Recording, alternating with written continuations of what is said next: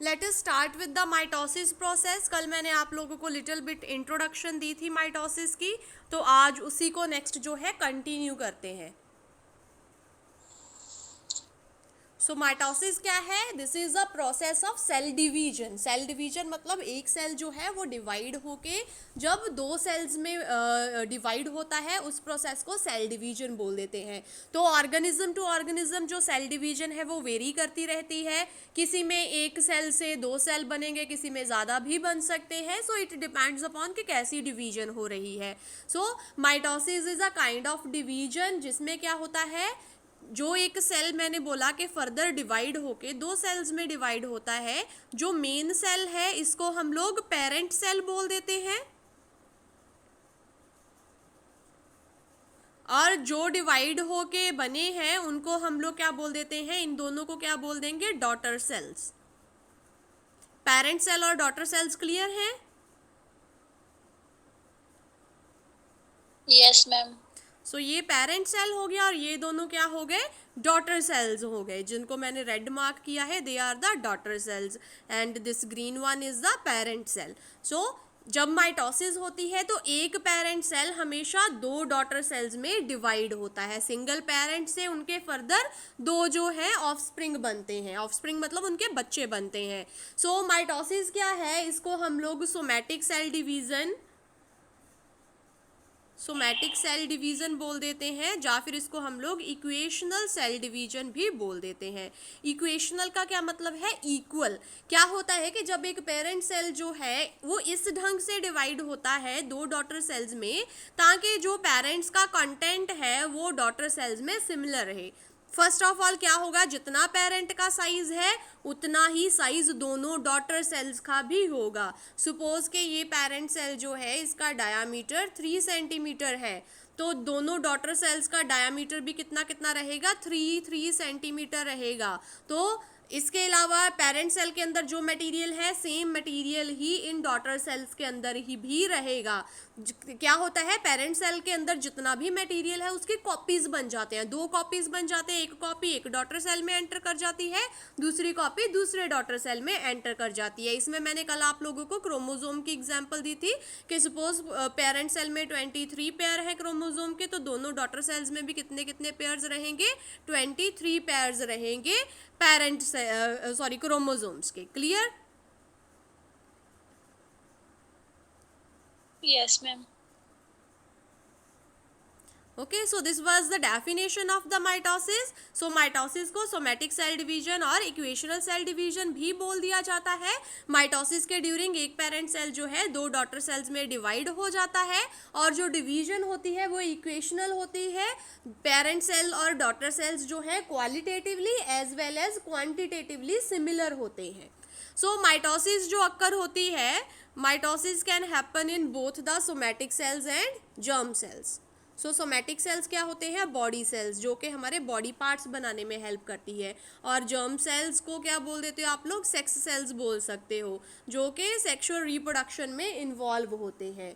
सो somatic cell में भी mitosis होती है और जर्म सेल्स में भी माइटोसिस होती है। नेक्स्ट आ गया mechanism of mitosis. So mitosis का मैकेनिज्म जो है दो फेजेस में कंप्लीट होता है। सो सबसे पहली फेज जो है दैट इज कैरियोकाइनेसिस।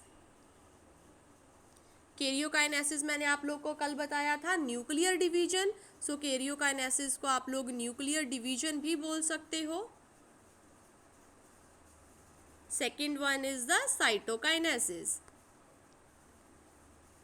जिसको आप लोग साइटोप्लाज्मिक या साइटोप्लाज्म डिवीजन भी बोल सकते हो। सो सबसे पहले जो माइटोसिस है, माइटोसिस में सबसे पहले कैरियोकाइनेसिस होगी, उसके बाद साइटोकाइनेसिस होगी। मतलब पहले न्यूक्लियस जो है वो डिवाइड करेगा और बाद में साइटोप्लाज्म की डिवीजन होगी। So everything is happening step by step. तो जैसे जैसे मैं आप लोगों को स्टेप फेजेस के स्टेप्स बताती हूँ, हर एक फेज को स्टेप वाइज लिखना है, आप उसको आगे पीछे नहीं लिख सकते। सो let us start with the first process that is karyokinesis.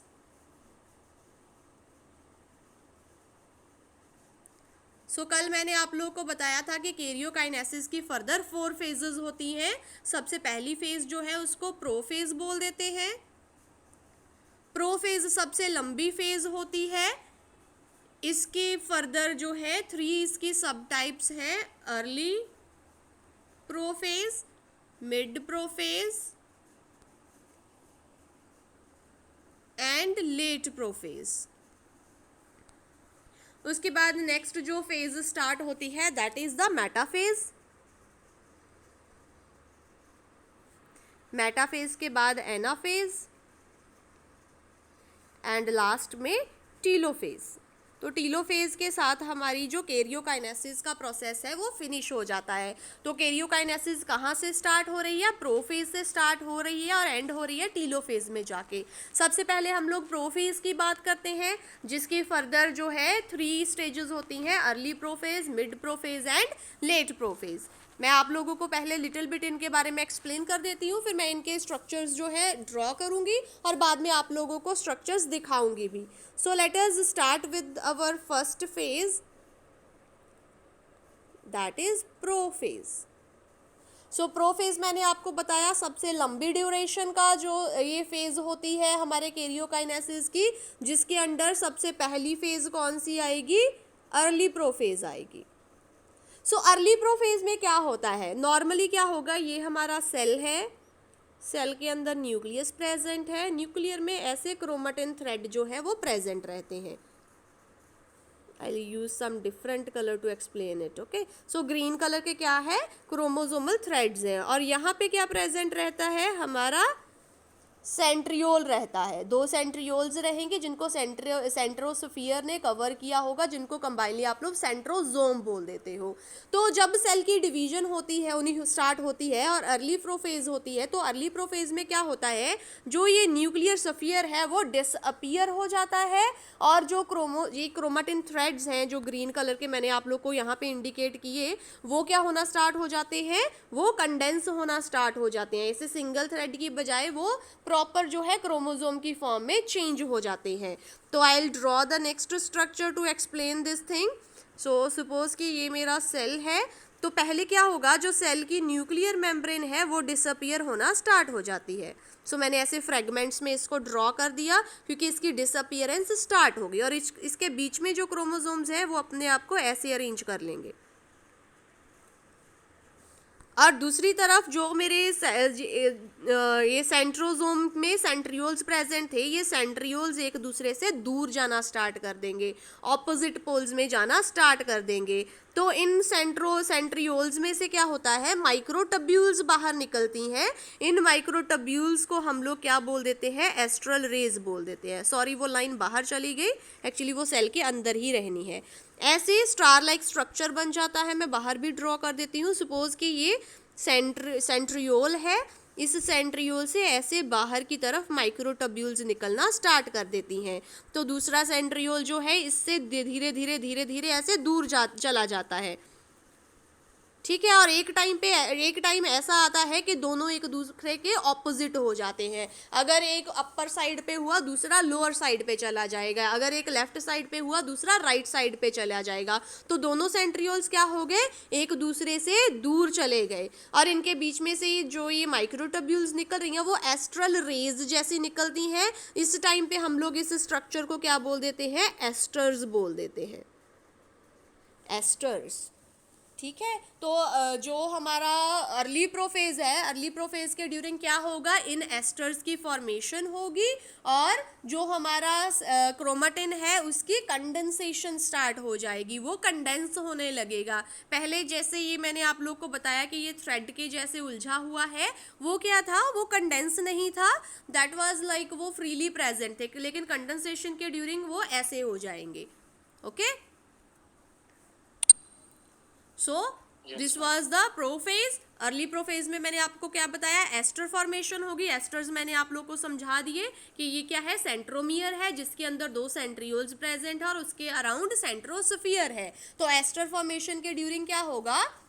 जो सेंट्रोस्फीयर है वो डिसअपियर हो जाएगा और सेंट्रियोल्स जो है वो साइटोप्लाज्म में बाहर निकल आएंगे। और बाद में क्या है, इन सेंट्रियोल्स में से ये जो मैंने ब्लैक कलर की लाइंस बाहर भी मैंने स्ट्रक्चर ड्रॉ करके समझाया है, लाइंस ड्रॉ की हैं, ये क्या है, प्रोटीन की बनी हुई माइक्रोटब्यूल्स हैं जो कि इनसे बाहर निकलना, डेवलप होना और इलांगेट होना स्टार्ट हो जाती है। सो जैसे जैसे ये माइक्रोटब्यूल्स लंबी होती जाती हैं, ये जो सेंट्रियोल्स है एक दूसरे के ऑपोजिट साइड में मूव करना स्टार्ट कर देते हैं। और फाइनली क्या है, जो माइक्रोटब्यूल्स है वो रेडिएट होती जाती हैं और ये एक दूसरे से दूर होते जाते हैं। तो ये जो स्ट्रक्चर है कि एक सेंट्रियोल, इसमें से एस्ट्रल रेज बाहर निकल रही हैं जब माइक्रोटब्यूल्स जो है प्रोट्रूड हुई हैं, इस स्ट्रक्चर को हम लोग क्या बोल देते हैं, एस्टर्स बोल देते हैं। सेकंड क्या होगा अर्ली प्रोफेज में, जो ये क्रोमेटिन थ्रेड से इनकी कंडेंसेशन होनी स्टार्ट हो जाएगी, जो न्यूक्लियर मेम्ब्रेन है वो धीरे धीरे डिसअपियर होने लगेगी। देखो अर्ली प्रोफेज में पूरी तरह डिसअपियर नहीं हुई, धीरे धीरे उनकी डिसअपियरेंस स्टार्ट हो जाती है। और न्यूक्लियस के अंदर डिहाइड्रेशन होने की वजह से जो लंबे थ्रेड, सिंगल थ्रेड लाइक जो क्रोमेटिन थे वो स्पाइरल होना स्टार्ट हो जाते हैं, एक दूसरे के ऊपर स्पाइरलाइजेशन करने लगते हैं और क्रोमोसोम्स की फॉर्मेशन कर लेते हैं। तो जो क्रोमोसोम बनेगा, लिटिल बिट मैं उसका भी स्ट्रक्चर आपको ड्रॉ करके समझा देती हूँ। सो ऐसे क्रोमोसोम का जो है स्ट्रक्चर हम लोग एक्सप्लेन करते हैं। ये जो होती हैं ये क्रोमोसोम की आर्म्स होती हैं और जो बीच में प्रेजेंट है इसको हम लोग सेंट्रोमियर बोल देते हैं, ठीक है। तो इसको सेंट्रोमियर बोल दिया और इनको क्या बोल दिया हम लोगों ने, sister chromatins.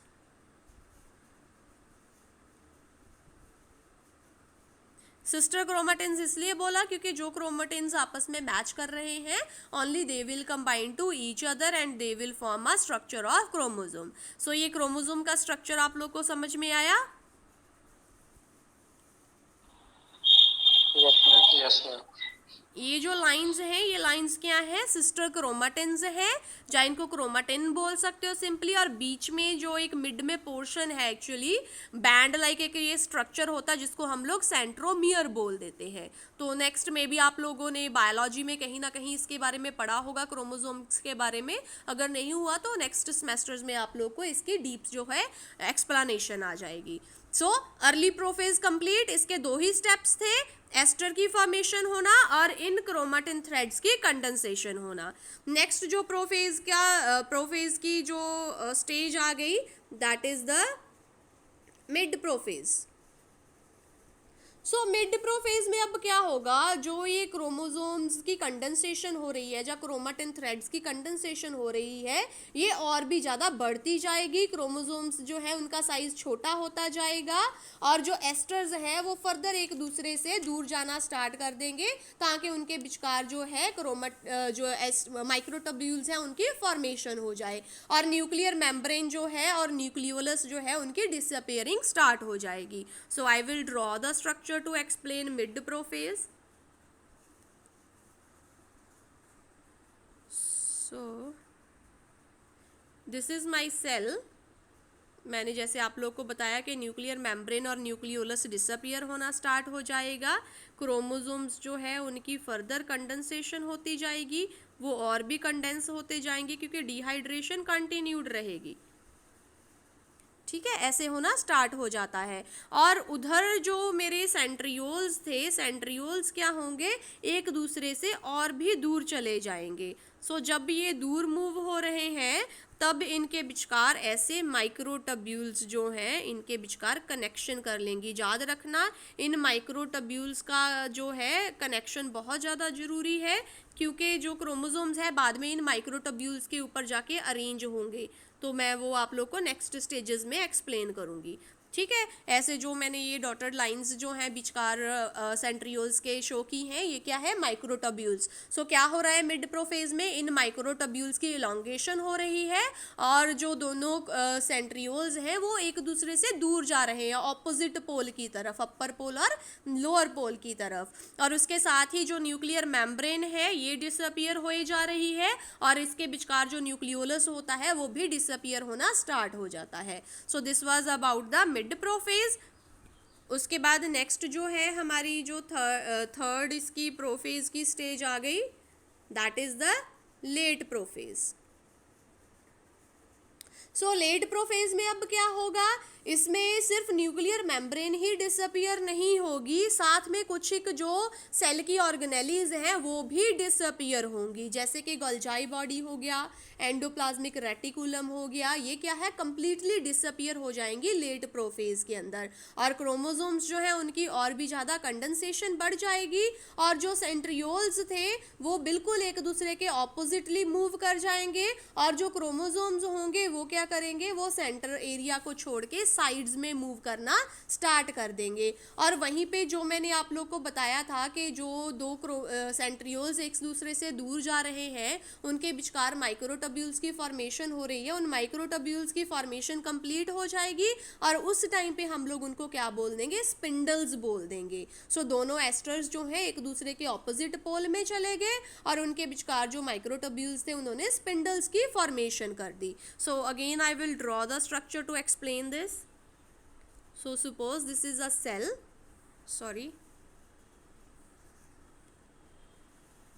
so this is a cell, इसमें क्या होगा, जो मैंने बताए थे आप लोगों को एस्टर्स फॉर्मेशन हुई थी, जो सेंट्रियोल्स ने एस्टर्स फॉर्मेशन की थी वो क्या है, एक दूसरे के बिल्कुल ऑपोजिट पोल पे चले गए और इनके विचकार क्या है, माइक्रोटब्यूल्स है। माइक्रोटब्यूल्स कैसे अरेंज रहेंगी, ऐसे अरेंज रहेंगी। सो दोनों एस्टर्स जो हैं वो ऐसे माइक्रोटब्यूल्स के थ्रू एक दूसरे के साथ जुड़े रहेंगे। रिमेंबर वन थिंग, इन स्पिंडल्स का, इसको अभी यहाँ पे हम लोग इनको क्या बोल देते हैं, spindle, just spindles, spindle formation होगी। इन स्पिंडल्स का बनना बहुत ज़्यादा जरूरी है क्योंकि जो क्रोमोसोम्स रहेंगे वो अपने आप को इन स्पिंडल्स के ऊपर ही अरेंज करेंगे ताकि क्रोमोसोम्स की एक और नई कॉपी जो है वो फॉर्म हो सके। तो क्रोमोसोम्स क्या है, ऐसे साइड्स में इन स्पिंडल्स के ऊपर ऐसे अरेंज हो जाएंगे। सो इनके जो है 4 इनकी आर्म्स हैं, ऐसे इन्होंने अपने आप को जगह जगह पे अरेंज कर लिया। ठीक है, तो जो सेंटर वाला पोर्शन था, सेंटर वाला पोर्शन क्रोमोसोम्स क्लियर कर देंगे और अपने आप को इन स्पिंडल्स के थ्रू पेरिफेरल पोर्शन पे अरेंज कर लेंगे। अच्छा, जो मैंने ये स्पिंडल फॉर्मेशन बताई है तो स्पिंडल्स का क्या होता है, जो इसका बीच वाला हिस्सा है वो काफ़ी ब्रॉडर है ना, जो ये मैंने ग्रीन कलर के स्पिंडल्स ड्रॉ किए ये मिड से ब्रॉड है, तो इस ब्रॉडर पोर्शन को हम लोग इक्वेटर बोल देते हैं, और जो ये ऊपर वाला नैरो और नीचे वाला नैरो पोर्शन है, इन नैरो एंड्स को हम लोग क्या बोल देते हैं, पोल्स बोल देते हैं। So remember this thing also. तो इस मिड वाले हिस्से को क्या बोल दिया, इसको इक्वेटर बोल दिया, और इनको ऊपर वाले और नीचे वाले हिस्से को पोल्स बोल दिया। ठीक है, again I will draw a new structure only to mention you about the spindles. तो ऐसे जैसे रग्बी की बॉल होती है ना, रग्बी बॉल के जैसे ही बिल्कुल ये स्पिंडल्स की फॉर्मेशन हुई होती है। ठीक है, ऐसे अरेंज्ड रहते हैं और यहाँ पे हमारे 2 सेंट्रियोल्स रहते हैं जिनमें से एस्ट्रल रेज बाहर निकलती हैं, तो इनको एस्टर्स बोल दिया और इनके बीच जो है इनको स्पिंडल्स बोल दिया। और अगर आप इनको ध्यान से देखो तो ये मिड वाला पोर्शन ब्रॉड है और ऊपर वाले जो हिस्से हैं वो नैरो हैं, इसलिए इन नैरो हिस्सों को हम लोगों ने पोल बोल दिया और इसको हम लोगों ने इक्वेटर बोल दिया। तो ये बीच में क्या है, इनको क्या बोल दिया, स्पिंडल्स बोल दिया, और इनको क्या बोल दिया, एस्टर बोल दिया। एस्टर एक्चुअली क्या होता है, जैसे एक तारा होता है, स्टार होता है, उसको एस्टर बोल देते हैं हम लोग। सो क्लियर, यहाँ तक क्लियर सब लोगों को? Yes, ma'am. Okay, I will repeat starting से हम लोगों ने क्या किया। सो मैंने आप लोगों को माइटोसिस बताया। सो माइटोसिस को जो है हम लोग सोमैटिक सेल डिवीजन या फिर इक्वेशनल सेल डिवीजन बोल देते हैं। माइटोसिस के ड्यूरिंग क्या होता है, एक पेरेंट सेल जो है 2 डॉटर सेल्स में डिवाइड होता है। सो जो डिवीजन होती है वो इक्वेशनल होती है। पेरेंट सेल और डॉटर सेल्स जो हैं वो quantitatively as well as qualitatively similar होते हैं। तो जितना साइज पेरेंट सेल का है उतना ही साइज दोनों डॉटर सेल्स का रहेगा, जो कुछ मटेरियल पेरेंट सेल के अंदर प्रेजेंट है सेम ही मटेरियल डॉटर सेल्स के अंदर सेम ही अमाउंट में प्रेजेंट रहेगा। इसमें मैंने आपको एग्जांपल दी थी क्रोमोसोम पेयर की। सपोज के पेरेंट सेल के अंदर 23 क्रोमोसोम है तो दोनों डॉटर सेल्स के अंदर भी 23 पेयर क्रोमोसोम के रहेंगे। ठीक है, अब ये क्रोमोसोम्स के पेयर सेम कैसे होते हैं? पेरेंट में तो सिर्फ 23 है, फिर दोनों में 23 कैसे चले जाएंगे? पेरेंट सेल में क्या होगा, इन क्रोमोसोम्स की एक और कॉपी बन जाएगी। तो इन पेरेंट सेल के पास फिर माइटोसिस के ड्यूरिंग क्या होगा, 23 प्लस 23 पेयर, 2 पेयर्स जो है क्रोमोसोम्स के हो जाएंगे, जो कि एक डॉटर सेल में और दूसरा दूसरे डॉटर सेल में चला जाएगा। तो आप लोगों का इंपॉर्टेंट क्वेश्चन यहाँ पे पूछ लिया जाता है कि why mitosis is known as the equational cell division. So your answer must be कि जो पेरेंट सेल है whenever it is dividing through the mitosis process qualitatively as well as quantitatively it will be equal to the daughter cells, that's why it is called equational cell division। तो जो हमारी mitosis होती है ये somatic cells के अंदर भी होती है और जर्म सेल्स के अंदर भी होती है। एंड वन मोर थिंग कि इसको कंप्लीट होने के लिए 30 मिनट से लेकर के 3 आवर्स तक का टाइम जो है लग जाता है। So mitosis will complete in 30 minutes to 3 hours. Next मैंने आप लोगों को बताया कि जो हमारा माइटोसिस का प्रोसेस है इसकी 2 मेन फेजेस हैं, कैरियोकाइनेसिस जिसको न्यूक्लियर डिवीजन बोल देते हैं एंड साइटोकाइनेसिस जिसको साइटोप्लाज्म डिवीजन बोल देते हैं। And remember this is happening in the same manner only, पहले कैरियोकाइनेसिस होगी उसके बाद साइटोकाइनेसिस होगी, मतलब पहले न्यूक्लियस डिवाइड करेगा उसके बाद साइटोप्लाज्म जो है वो डिवाइड करेगा। सो let us start with the karyokinesis. So karyokinesis की मैंने आप लोग को 4 फेजेस बताई। पहली फेज प्रोफेज, दूसरी मेटाफेज, तीसरी एनाफेज और चौथी टीलोफेज। इन सभी फेजेस में से प्रोफेज सबसे लंबी फेज है क्योंकि इसकी फर्दर 3 सब डिविजन्स हैं, early prophase, mid prophase and let prophase. Let us continue with the prophase. So prophase में मैंने आप लोग को बता दिया कि this is of the longest duration, जिसकी फर्दर फर्स्ट फेज जो है अर्ली प्रोफेज है। अर्ली प्रोफेज में क्या होना है ये मैंने नॉर्मल सेल आपको दिखा दिया। तो इसमें क्या होता है अर्ली प्रोफेज में, एक तो न्यूक्लियर मेम्ब्रेन धीरे धीरे डिसअपियर होने लगती है और जो ये क्रोमेटिन थ्रेड्स हैं ये कंडेंस होने स्टार्ट हो जाते हैं और क्रोमोसोम्स बनाने स्टार्ट कर देते हैं।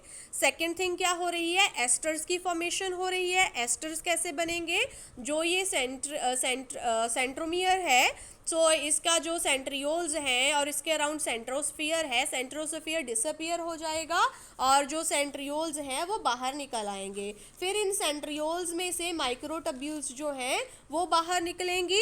सो माइक्रोटब्यूल्स जब बाहर निकलती हैं उनकी डेवलपमेंट होती है तो ऐसे लगता है जैसे स्टार में से रोशनी बाहर निकल रही हो, तो ऐसा स्ट्रक्चर बन जाता है जिसकी वजह से इनको हम लोग एस्टर्स बोल देते हैं। जो ये एस्टर्स हैं वो एक दूसरे के दूर ऑपोजिट साइड पे मूव होना स्टार्ट हो जाते हैं।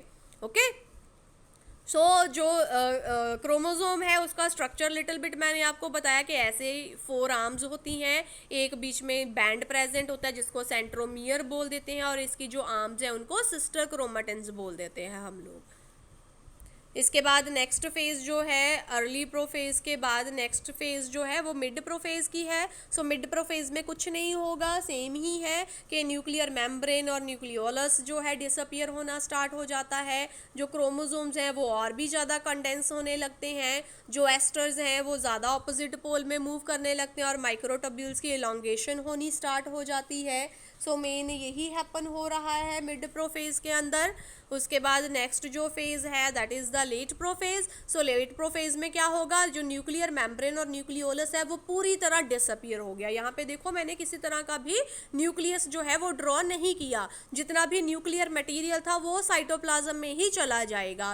तो लेट प्रोफेज में और क्या होगा, एंडोप्लाज्मिक रेटिकुलम, गोल्जाई बॉडी जैसी जो ऑर्गेनेलीज हैं वो भी डिसअपियर हो जाती हैं, जिनकी लेटर जो है जब न्यूक्लियस पूरी तरह डिवाइड होता है न्यूक्लियर मेम्ब्रेन की फॉर्मेशन फिर से होगी और फिर से एंडोप्लाज्मिक रेटिकुलम और गोल्जाई बॉडी फॉर्म हो जाएंगे।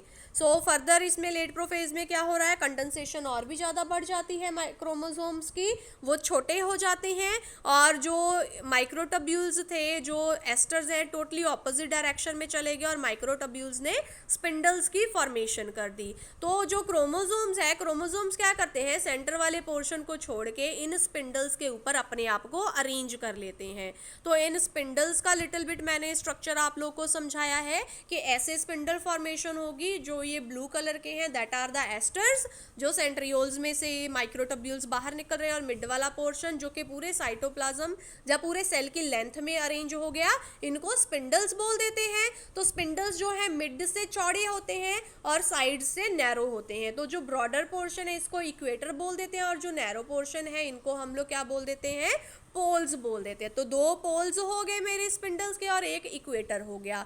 तो जो क्रोमोसोम्स हैं वो अपने आप को इस इक्वेटर के अंदर जो है अरेंज करते हैं। तो क्रोमोसोम्स ऐसे हाफ हाफ हो जाते हैं, टूट जाते हैं बीच में से, यहाँ से हाफ हाफ हो जाएंगे, हाफ नीचे की तरफ फिर हाफ ऊपर की तरफ मूव कर जाएंगे, जो कि हमारे नेक्स्ट स्टेजेस में होगा। Clear up to this to everyone? Yes, ma'am. Yes, ma'am. I'll share a photo with you.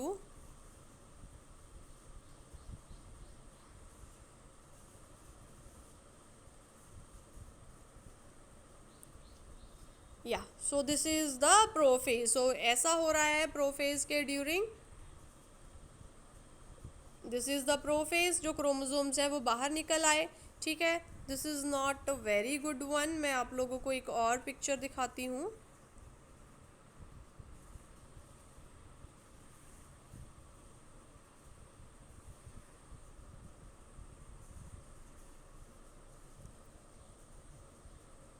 Is it visible to everyone?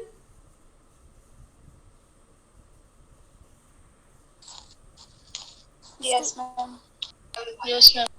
Okay, so if you see, जो ऊपर वाला स्ट्रक्चर है ये एक नॉर्मल सेल का structure है। तो इसमें देखो ये जो है इन्होंने सेंट्रियोल्स शो किए हुए हैं।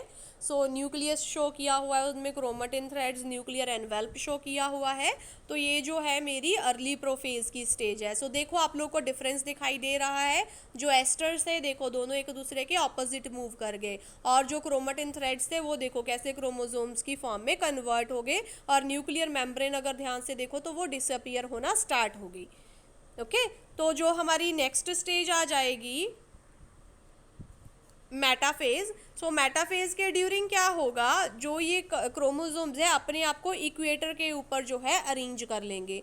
तो देखो मैंने जो स्ट्रक्चर ड्रॉ किया है ये स्ट्रक्चर उससे उल्टा ड्रॉ किया हुआ है। सो प्लीज़ अंडरस्टैंड, ये पोल्स हो गए हमारे स्पिंडल्स के और ये इक्वेटर हो गया। तो ये सारे क्रोमोसोम्स ने क्या किया, अपने आप को इस इक्वेटर के ऊपर अरेंज कर लिया, ठीक है। तो मेटाफेज के ड्यूरिंग क्या होगा, जो क्रोमोसोम्स है अपने आप को इक्वेटर के ऊपर जो है अरेंज कर लेंगे, परपेंडिकुलर होंगे इन स्पिंडल्स के। देखो अगर स्पिंडल्स ऐसे हैं तो ये ऐसे हैं, they are perpendicular to each other. तो क्रोमोसोम्स ने कैसे अपने आप को अरेंज किया, परपेंडिकुलर टू दीज स्पिंडल्स, ठीक है।